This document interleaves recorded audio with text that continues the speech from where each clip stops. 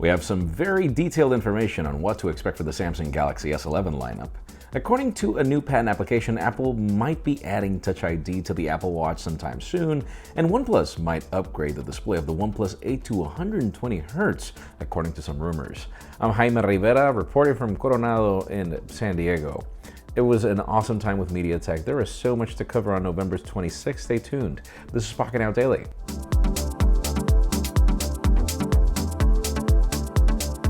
I can never stress enough how cool it is to have Amazon be an authorized retailer for Apple as we continue having more deals when it comes to Apple products. Amazon is currently giving $150 to $200 discounts on the 2018 iPad Pros.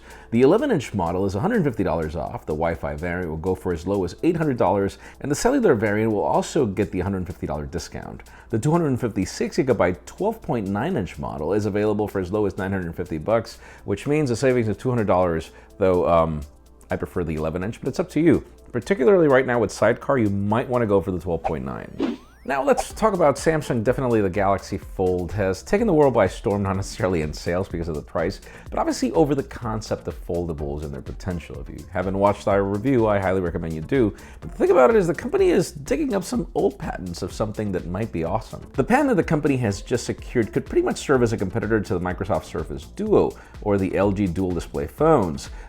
We know that they are working on a clamshell Fold 2, but apparently this will be more like a phone. But the whole idea of having dual displays with very minor bezel is not new. We've seen it on the Kyocera Echo and so many other phones like the ZT Axon M, I believe it was. Still, if they could figure this out, and I think that they did a lot of work with that software on the Fold, it could just be a great product, and if they add an S Pen, man, they're gonna kill it, but that's just me. And speaking of patents, let's talk about the future of Apple Watch. Definitely one of our favorite wearables this year, but apparently Cupertino is already working on what we should expect for the next generation or sometime soon. Apple has just got a recent patent application that would let them move the Apple Watch's antennas to the bands, which would flex and bend along with the band. The patent also describes that the display will also provide an input surface, which would allow for a touch sensing, force sensing device or a fingerprint scanner.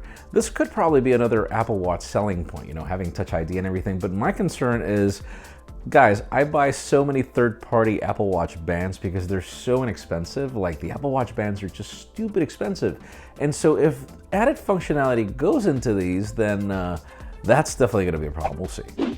And since we're talking about Apple, rather interesting is the fact that Phone Arena just created a couple of concepts, and you know that I'm not much for covering these, but the thing about it is they have to do with Ming-Chi Kuo's predictions, so they do have some added credibility. What we get to see is the squared iPhone 4 sides that we saw in the leaks, 4 cameras on the stove at the back, and the time of flight sensor. We've been hearing that Apple might get entirely rid of the notch next year, but these renders include a slimmer notch. In addition to the fact that we've got some like iPad-like bezels, but whatever the case may be, we'll keep you posted. The design doesn't look bad, but I think that the sensors on the bezel would be the best way to go. And since we're talking displays, let's move the spotlight over to the OnePlus 8. I know it's kind of early, but we get these rumors early anyways, as the way the manufacturing cycles go, that's just the way it is. The thing about it is, apparently the company is already working on things that are not necessarily going to be visual in aesthetics. According to sources, OnePlus will be upgrading the 8's display to 120 Hz. This would pretty much make it compete with gaming phones like the Black Shark, as well as with the rumors of the iPhone 12 bringing a 120 Hz display. We can mention the Asus ROG phone and others. I like the idea, definitely. I just hope that they work on brightness in so many elements. I don't know if you've noticed when I film videos with the OnePlus 7T or other devices with 90 Hz, how the screen flickers like horrible, so I hope they figure that part out. And finally, the hottest news today have to do with the Samsung Galaxy S11.